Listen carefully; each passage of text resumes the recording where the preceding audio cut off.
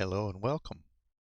Today we're going to use a free Blender add-on, Blender GIS, and use that to generate some replication of a mountain. And so let's get started. First thing we got to do is we got to download this thing and install it. So go to this page here, click the code button, click download zip, save it someplace, go back to Blender. Okay, we're using 2.92. Go back to Blender, edit, preferences, add-ons, click install, find where you stored it, exit, you'll see entry there, click that button to enable it, and then get out. And turn on some buttons here so you can at least see some of the buttons that I press. Yep, there's my buttons down there. Okay, we don't need the cube, so we'll get rid of that. Doesn't matter. Go to GIS, that's the new option right there. And then web geodata and hit the base map. And there's our base map of the world. And from there, type G as in go to, and I'm going to type, I'm going to put that thing in there, MT, say, and then have a zoom level of 12. And that will give us Mount St. Helens in the state of Washington. Now, if I press the left mouse button and hold it, I can pan around. And I was looking, and I think I decided I like this one better. It's another mountain right next to it, ancient volcano. You roll the mouse wheel forward and backwards. You can scroll in and out, or I guess it would be zoom in and out. I'm going to put that guy right there in the center, and then you type an E on your keyboard. And what you've got now is a plane, a single plane with the texture added on it, but no topology added. Now be sure to go to top view and orthographic. As you saw, I hit the 7 key, and then, or stay in it, and then go get this guy again. Oh, before I forget, I guess maybe if you're on Windows, you might want to set a cache folder. I don't know, it's set up already under Linux, so I didn't care. I'm a Linux person. Go back here, go there, get the elevation data, and got 30, 90, and whatever that is. Haven't tried it yet. Click OK. And watch the circle go round. And round and round and round. Okay. Now we have a 3D object with some stuff. So what it has done, it has applied two modifiers. A subsurface modifier with an insane level of 6, which is, we got to cut it down to a 3. We're going to upload this to Second Life, so 6 would give us an entirely too many vertices. And then a displacement modifier, and I guess I'd suggest you just leave it. Okay, now we've got our object, and let's do a little cleaning up so that we can upload it to Second Life. So let's do a save. And I'm going to use the same name I used before, even though this isn't Mount St. Helens. Okay, if I type an N on the keyboard and select item, you see this thing is humongous, technical term. 17,000 meters in X and such. Way too big. Pretty sure Second Life can't handle that. So what we need to do is rescale it. So I'll put the mouse there, left button down and hold it and then drag it down. And then I'm going to type in a 0.01 to scale by 1/100th. Now press the period on your keypad, and as you see, it scaled it to 171 meters. I'm going to scale it even more and scale it down to, say, the large diameter. Let's call it 150. Now you have to apply the scale. If you don't apply the scale, you're not going to be happy. Right? So Control A, apply scale. That resets that to 1, gets it all happy, hunky-dory. Now I'm going to go into Edit, and as you can see, it's a nice, beautiful plane. Nothing ugly at all on it. And what I'm going to do is I'm going to put a floor underneath it. So select that single vert, go to Select, select Similar, Adjacent Faces, and as you can see, it select all 4 of them. Side View, EZ, drag it down a little ways. You see they're not exactly the same plane vertically, but I want them to be, so SZ0. Now they are. Now I want to make a face out of it, so F to put a face on it, and there's our face. We don't really need it to be quite that far down. I'm going to put it up a little bit. Let's see. Select it. I want to be in face select mode. Oop. And then GZ. That look like.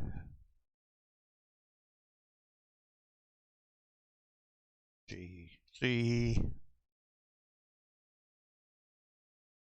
Of course, you want to make sure that. Of course, you want to make sure that it doesn't touch. That would not be good, because then it would show through on the top. Oh, and the reason for putting this face on there is so we're not going to close the sides here at all. The edges is people are up on top, they can see it fine, but if you have this in a skybox or something with nothing else underneath it, and they look up, it would be transparent, and they just see objects, whatever was on top, floating around. So you need that to be. So that's why we're putting that face there. Now we have to check the normals. Oops. So when it's not a fully enclosed object like this, Blender sometimes gets a little confused on what it thinks is the inside and the outside. So that's the outside color, blue, and red is the inside. So as you can see, our face back here, I deselect it, is red, so it's the normal's pointing the wrong way, and that would mean that, again, you'd be invisible if someone was from below. So we're going to select it with face select mode and do a Shift N. I like to hit F9 to bring up that, move the menu up to there and click inside. Now it turned blue. If I deselect it now, see, oh, it didn't, geez, it did both of them. I'm supposed to do that. Control Z.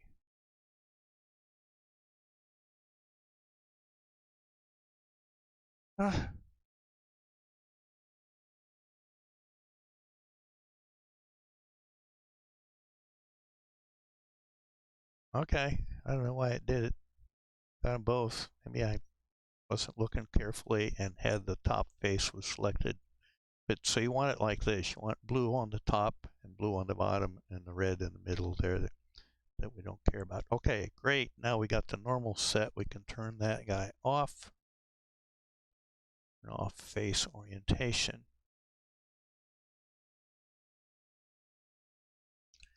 Okay, now that we've got the bottom set up, we got the normal set.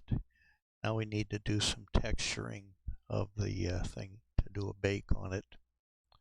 And so, and I'd like to add a material to the bottom also. So go into base select mode to select the bottom. Textures, plus sign, there's a new slot, and a new entry, type under, as in underside, base color, some kind of a brown, and really dark brown. Okay, got it.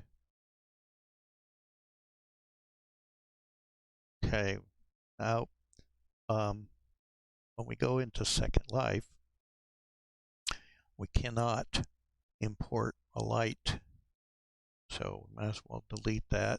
But if we don't have a light, then we can't illuminate it too well. We want to go into the rendered view.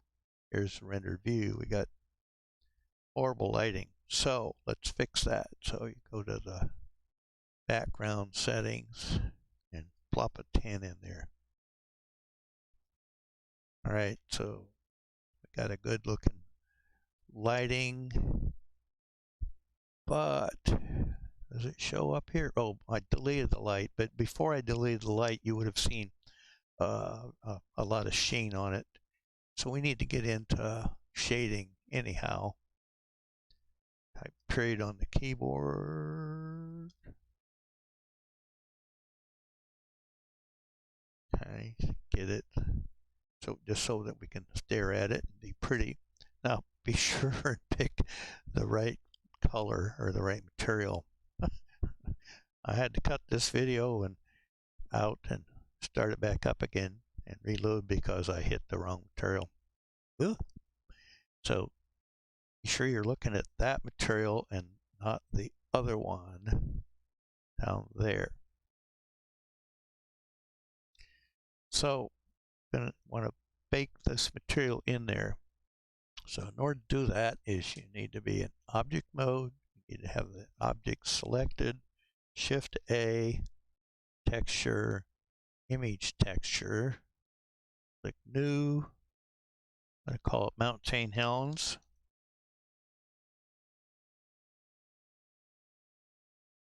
And we don't need alpha. Doesn't matter, use it if you like. Make sure, okay, so again, make sure this is selected and that's selected. Go up to the render setting. Make sure you put yourself in cycles. Then you go down to bake. And we can combine should be good. And click bake. And there's the percentage down here at the bottom showing it. And there is our texture that we're going to be using to upload to Second Life. Now if you click this guy, you'll see an asterisk there which says it has not been saved. So click saved as. Now I'm going to write it right on top of those previous ones. Yep, I'm calling it Mount St Helens. It's really Mount Adams. Okay, so I think we're about ready. Let me take stock here. We got that guy, we got the lighting, we got this thing. Yeah, we got it all. Okay, so let's do a save. Control Shift S and do a plus sign and then a save. And now I'm going to do an export collada and go to get the preset. Whoops, wrong button there. That preset, pick static, selection only. Yeah, export it and see it export one object down here at the bottom. That's all we want. We don't want anything else. Oops, before I export it, I want to rename it. Hit F2 when it's selected, MTSTHELENS. All right, we're going to export it again. Get that name right.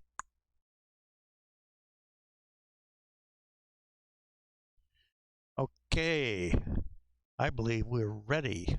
Let's go to Second Life and see what it does. Here I am. Am I going to be able to drop it in there?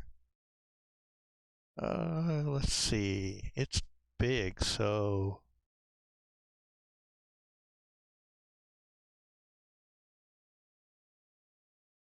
anybody over here?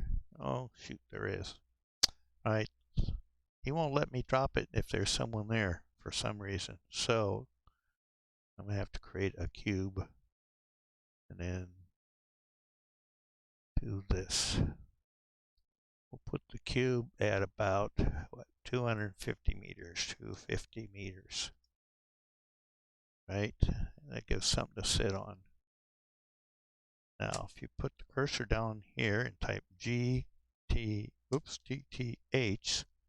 260,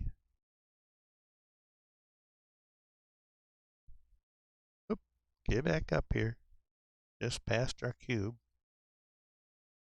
Oh, oh, there. Okay, there's my cube. I want to drop it on there. So let's do a build, upload, mesh model, Mount St Helens, the latest version. Do an open. All right. You put your mouse in here. If you do press the control key and left click on the mouse and push it forward, there's the bottom.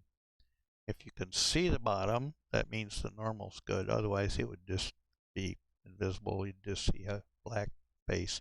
And there's the top. And of course the textures are not uploaded.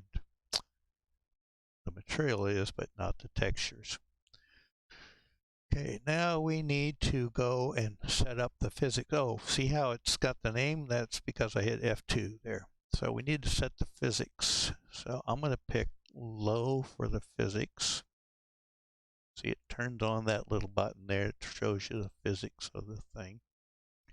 And it gives you this warning, yada, yada, yada. As far as I can tell, it works fine, in spite of what it says. Level of detail, I want to do LOD of above, so this guy and that guy for the high and medium, and click calculate weights and fees. And it's only 32 lindens, but huge land impact, so wherever you upload this, it's gonna have a big land impact. I consider making it smaller for your tests. Okay, and there it is. There's the object, and I'm going to drop it right there on that cube or thereabouts. I missed the cube, obviously. Huh. I'm a little bit outside the boundaries, but that doesn't seem to bother it. I'm going to delete that cube. We don't need it. Edit. Temporary. There. Cube is gone. Okay. Now that we've got this guy here, we can stand on it now, so I can stop flying. A couple more things we need to do, several more things. First thing, go into edit on this guy and to check features and change it from hull to prim. You'll definitely need to do that. If you don't do that, it's not going to work so good. Now let's upload the texture. Control U. There's our texture. Upload. There's our texture. Drag it over and drop it. And there we go. Now I like to do is go into edit on something like this. Content. And put the texture. Whoops, come back here. Put the texture inside the object. That way it stays with the object. Let's see how we did. Okay, if you didn't have the physics setting right, what you'd end up with is you'd probably hover way up over here, something like in here, maybe all the way around, right? So the topology would be all messed up. But so if I stop flying and I can walk around, you can see the topology or the physics is pretty good at the lowest level. There is a problem right here where, well, let's say it's snow. It's just deep snow, right? And it's ice on top because it's colder there. Okay, let's take a shot of this, man, of our beautiful creation here. I'm gonna try and take a screenshot. There we go. Oh, 1 foot stuck in there. All right, take a screenshot of this and add this to the YouTube. All right, that's what I got for you. Hope you enjoyed it. I had fun making it. And if you want to see more of these, please subscribe. Thanks for watching. Bye.